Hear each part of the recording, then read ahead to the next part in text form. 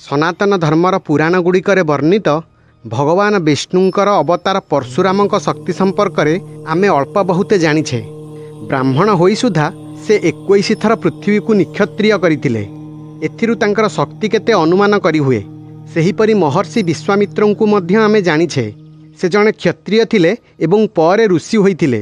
तांको तपोबल से बहुत असाध्य कार्य करिथिले। अनेक अस्त्रशस्त्रर ज्ञान तांको पाखरे थिला।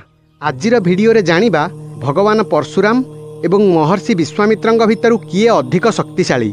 जदिओ दुहिंक भितर केबे युद्ध क्षेत्र में सामना सामनी होई नाही, तथापि तांको निकटरे थिबा अस्त्रशस्त्रर आधार रे जानिबा को चेष्टा करिबा। जय पतितपावन जगन्नाथ, जय सनातन। आपण देखुचंती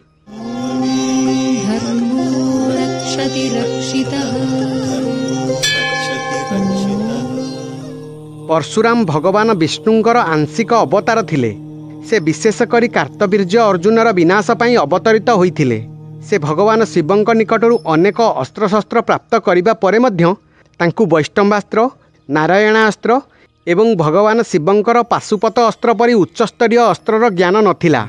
किंतु महर्षि विश्वामित्र जणे क्षत्रिय थिले। पर से ब्रह्मर्षि होइथिले। से सर्वोच्च ब्रह्मशक्ति प्राप्त करिथिले। तांकु ब्रह्मांडरे थिबा समस्त अस्त्रशस्त्र जेपरि भगवान शिवंकर पाशुपत अस्त्र, वैष्णवास्त्र एवं ब्रह्मशिर अस्त्रर संपूर्ण ज्ञान थिला। महर्षि विश्वामित्र निजर कठोर तपबल भगवान ब्रह्मा एवं भगवान शिवंक ठारू ब्रह्मांडर समस्त ज्ञात एवं अज्ञात अस्त्रशस्त्र अधिग्रहण करथिले। महर्षि विश्वामित्र जेतेबेले जणे क्षत्रिय थिले, सेतेबेले तांकर महर्षि वशिष्ठंक सहित प्रलयंकरी युद्ध होइतिला। महर्षि विश्वामित्र निजर समस्त दिव्यास्त्र आवाहन करी एकाथरके सबु दिव्यास्त्र को महर्षि वशिष्ठंक उपर को प्रयोग करथिले।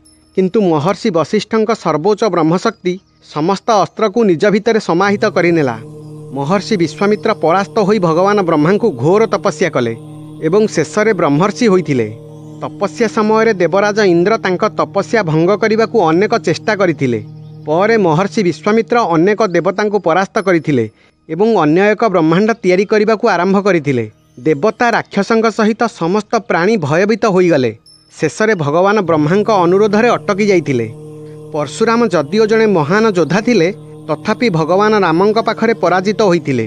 भगवान श्रीराम तांको उपर को वैष्णवास्त्र प्रयोग करथिले, जहाँकि तांकु महर्षि विश्वामित्र ही देइथिले। द्वापर जुगरे गोटे प्रलयंकरी युद्धरे से पराजय स्वीकार करथिले। युद्धरे पितामह भीष्म तांको उपर को प्रस्वापन अस्त्र प्रयोग करथिले, जहार सामना परशुराम करि पारि नथिले। यह एक निद्रा एवं प्रेरण अस्त्र थिला। जदिओ भीष्म को बसु माने एवं माता गंगा सहायता करथिले, किंतु सेही अस्त्रर सामना परशुराम करि पारि नथिले।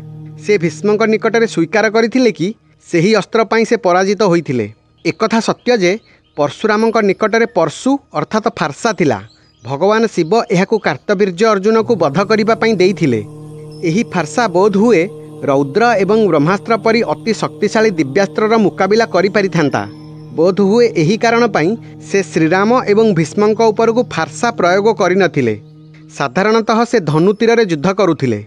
महर्षि विश्वामित्रंक पाखरे भगवान शिवंक त्रिशूल थिला, जहा पाशुपत अस्त्र ठारू मध्य अधिक शक्तिशाली थिला। महर्षि विश्वामित्रंक पाखरे समस्त अस्त्र तो थिला, एहा व्यतीत ब्रह्मशक्ति मध्य थिला। से परशुराम को केवल पराजित नुहे, बरं चिरंजीवी न होइथिले तांकु बध मध्य करि पारिथांते। किंतु वास्तव में परशुराम विश्वामित्रंकर सहयोगी थिले। दुहे महान।